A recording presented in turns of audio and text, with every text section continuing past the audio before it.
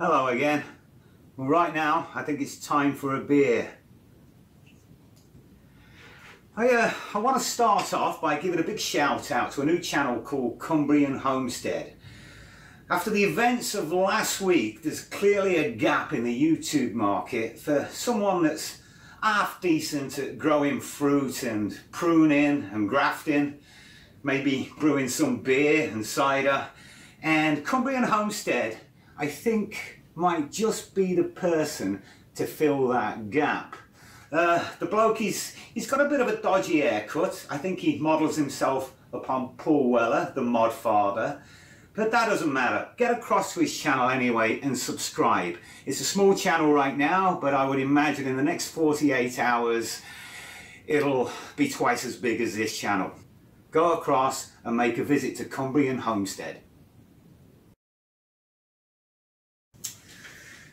Google does not employ thousands of people to sit there watching videos. Anybody that works for Google is probably not even the slightest bit interested in your video. What it does is it uses algorithms, sets of rules, these Google bots to monitor YouTube. And when you upload a video, if somebody reports your video as being inappropriate, what it'll do is it kind of sets a flag. One of these bots comes along and assesses the situation. Now, this bot is not necessarily interested that much in the content of your video. What it's going to do is it's going to look at the big picture. It's going to look at the video title, it's going to look at the video description, and then it's going to go down and look in the comment section.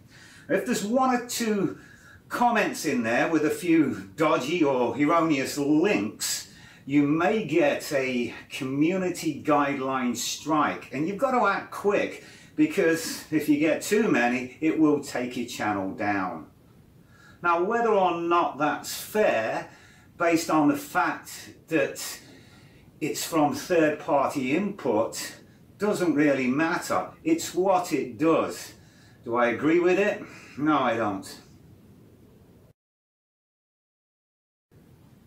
There's many ways to secure your channel. I mean, if you want, you can disable comments completely, but I don't see any point in that. Those of us with smaller channels, we thrive upon comments. It's why we do it. It builds the community.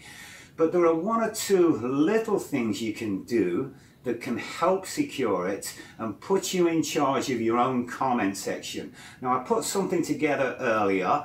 It's a few tips, and if you want to use these tips, it's only going to take a couple of minutes of your time. Okay, so the first thing we want to do is to sign into YouTube using our favourite web browser. And once we signed in, from most YouTube pages, you'll be able to see your avatar towards the top right of the screen. Click on the avatar and a drop-down menu should appear. Look for an item called Creator Studio and click on that. Another menu item should now appear on the left hand side of the screen, and we want to look down the menu for a sub-menu called Community. Click on Community and there will be a sub-menu item called Community Settings. Click on that and that will bring up a screen where we're going to make a couple of changes. If you scroll down the page a little, you'll see an option called Block Links. Now, I find this a bit extreme, because not only does it block links, it also blocks hashtags, and hashtags can be a very useful and powerful tool when it comes to searches. So this option's not for me and probably not for most people. However, directly above there is an option for block words, and this is where we can all help ourselves to prevent unwanted links being placed in our comment sections. All we have to do is type HTTP followed by a comma, and if you want we can add HTTPS://, and we can also add www. Now what this will do is separate a comment that contains a link and place it into quarantine for your review.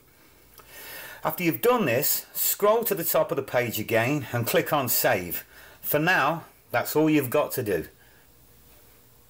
Just to see how well this works, what I'm going to do is log into YouTube using a different account, and then I'm going to surf to my channel and bring up a video. Okay, so look at that handsome fellow there. Okay, I'm going to click on one of his vids. And then I'm going to leave a comment. I'm also going to insert a link into the comment. As we look down the comments, the comment I've just made appears to be there. Now this is pretty clever stuff from YouTube. To the person leaving the comment, it will always appear to be there. However, the comment is not there at all to anybody else. It's in quarantine. Now, YouTube does this to prevent the user from knowing that the comment is indeed under review. So the next thing I'm going to do is to log back into YouTube under my own account and check out the video that we just left a comment on. And as we scroll down, we can see that the comment is not there. And in fact, if we scroll back up, we can see a notification telling us that we have comments awaiting our review. So let's click on review. And there we can see the quarantine comment, and we can now decide what we're going to do with it. We can approve the comment if we want. I mean, let's face it, most of the time links are genuine and are posted by fine, upstanding members of the community. And if we approve it, it'll simply take its place alongside all of the other comments for the video. We can remove the comment if need be, or we can flag the comment and report it as spam. We can also hide all comments from the user in question. In this case, I'm just going to delete the comment. This is only an example. Now that the comment is deleted, remember earlier when I said that the user will always see the comment that they left? It's still the case. Even though the comment is long gone to everybody else, it will always appear to be there to the user that left the comment in the first place. Nothing's foolproof, it never is, but those tips certainly won't do your channel any harm at all. Right now I think it's time to raise a tankard to my favourite Cumbrian beginning with W. William Wordsworth. Cheers. I think Wordsworth was a Cumbrian, wasn't he? Okay Google, where is William Wordsworth from? William Wordsworth is from the same place as Woody.